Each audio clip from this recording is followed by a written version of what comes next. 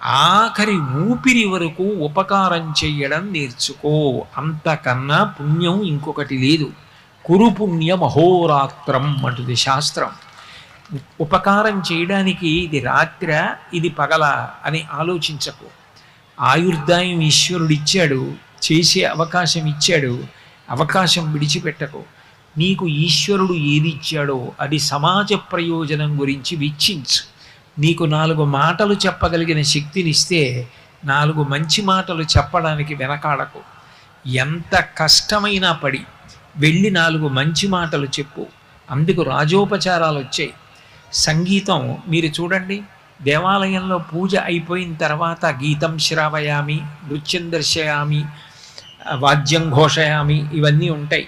కారణం ఏమిటంటే నృత్యం వచ్చిన వాళ్ళు 10 మంది ముందు నృత్యం చేస్తారు. అట్లాగే వాద్యం